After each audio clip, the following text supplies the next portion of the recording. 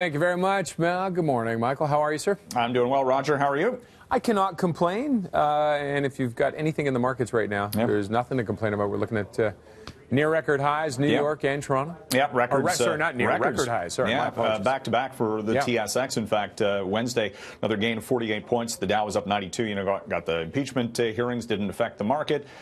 Comments about interest rates didn't affect the market. U.S.-China trade talks, maybe not making any progress, and stocks still keep going up. You know, the one company that did the best actually yesterday in the U.S., Roger, was Disney.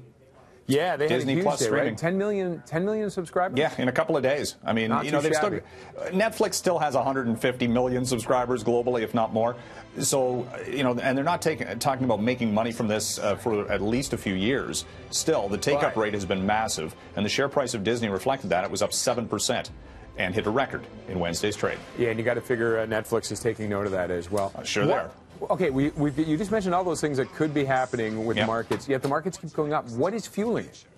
Well, interest rates still are low. There's a lot of earnings momentum, and it's really compact into just some big name stocks. Apple, for example, keeps hitting records, all about holiday sales.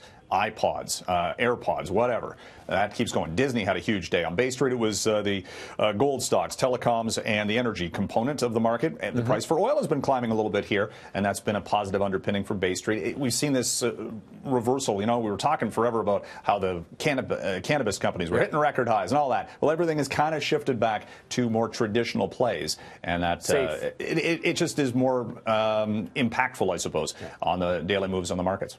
All right. And talking about fuels right now, coal usage is going up. We're trying to phase it out, and it's actually going up. Yeah, globally it is. 38% of all power generation in 2018 was from coal. This is according to the International Energy Agency. So you're right.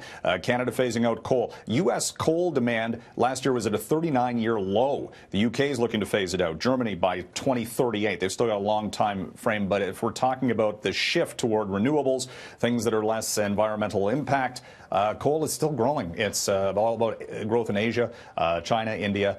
Those countries are looking for power sources. It's still cheap to produce, and that is doing this offset globally. So it's very difficult, certainly, to shift to renewables, and then we're seeing that play out in the actual numbers. Well, we're continuing. Hopefully, we hit a tipping point with that. All right, Michael. Thank you very much, sir. Thank you. Have a great day, brother. You too. All right. Let's head to Nicole coming up after the break.